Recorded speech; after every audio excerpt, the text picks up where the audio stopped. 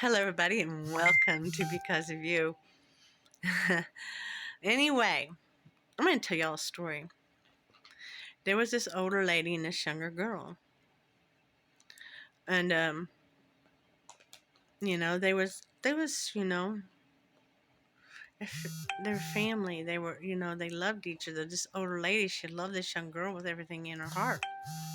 And then this younger girl, as she grew up, she she lied for whatever reason. She lied. She got mad, got upset, got very mad at the older lady for not doing something her way, the way she thought she should, or not doing things the way she thought she should have. But anyway, she got mad and she got out and she started lying and lying and lying and lying on the old lady. And before you know it, these lies spread. I mean, everybody believed these lies. These lies kept spreading and spreading and spreading. All the people that knew the old lady, they kept saying, well, I can't believe it, but, they believed the lie. And they kept spreading, and that was a gossip that kept going and kept going and it kept going and kept going. Okay?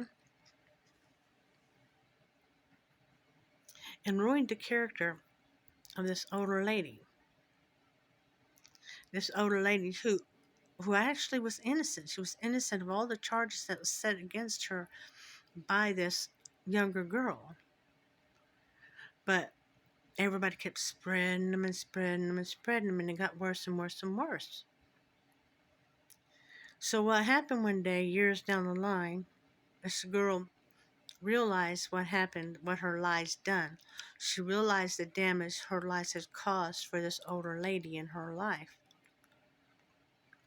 She realized it because it had caused a lot of damage. It cost more than she ever thought she was going to have to pay.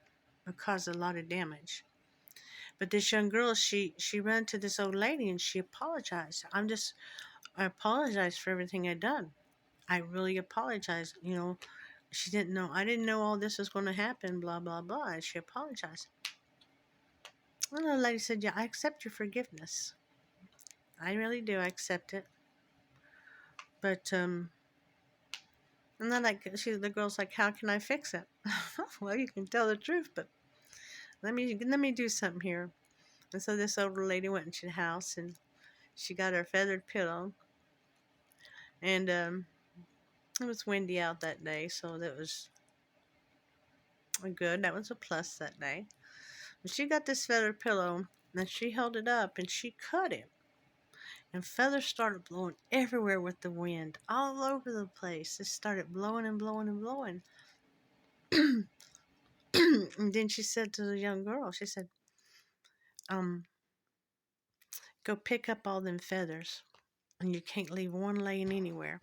Not one laying anywhere. You have to find every feather that blew out of this pillow. The young girl looked at her and she said, there's no way I can do that. There's no possible way I can get every feather that's blown out of this pillow. I mean, I don't even know where they all went to. Then the older lady looked at her and she said, and that's what happened. That's what happens with a lie. There's no way I can ever repair all the damage that lie has done. Well, she told that young girl, nowhere, no way. My character's done been destroyed because of a lie, because of gossip, and because people believe that lie. Even those who knew me and knew me well believed your lie. And I do forgive you. But remember, the consequences of that lie I'm gonna have to pay for eternally till that last feather's found. And yeah, the girls started telling the truth, people, but they never did find that last feather because that last feather just kept blowing in the wind. It just kept blowing in the wind. And then it turned into more and more and kept going and kept going. And and that's what happens with gossip.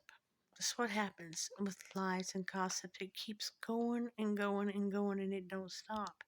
Do you know Father says that's a very dangerous thing to lie and to gossip? He calls it murder. Whenever you're lying and you're gossiping on somebody, it's murder. That's how Father sees it, murder, because you have done a character assassination. You have murdered somebody. And they might forgive you, but there's always consequences that's going to be paid for the rest of their lives for something they didn't do. And then you got the consequences too, because that's just what happens.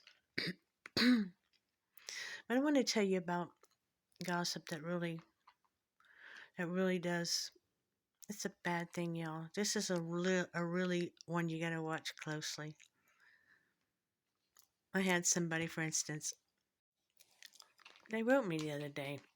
I was asked for an unspoken prayer request, and I posted it out there, and they wrote me, "Well, we need to know what that is so we know what to pray for." Mm, no, you don't. Why? Check your motives. Why do you really need to know what that is? See, Father knows. Why does anybody really need to know what it is? See, the thing sometimes is people, and I'm talking to you prayer warriors, intercessors, you be very careful.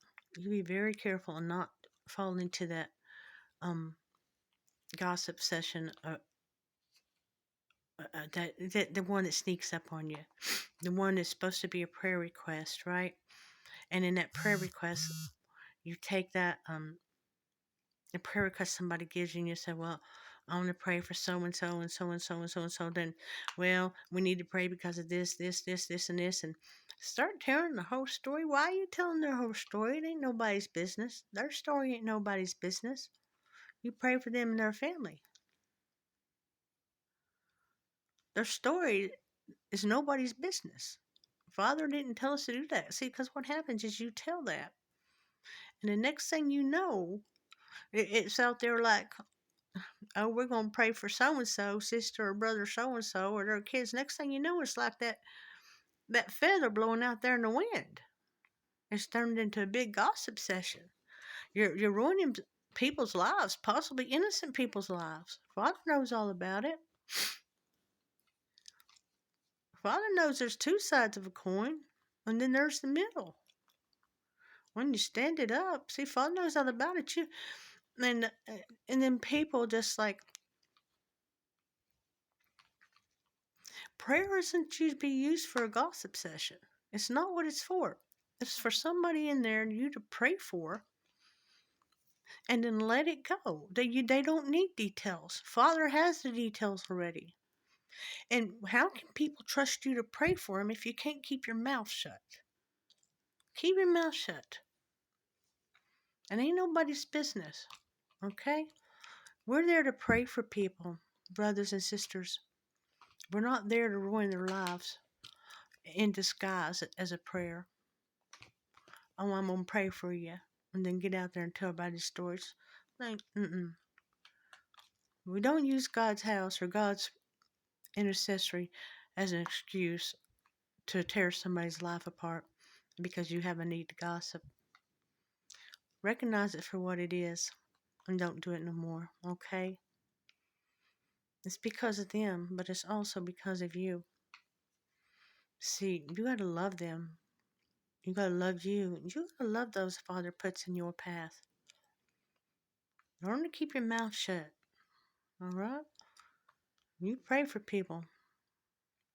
Nobody has to know their business because of you.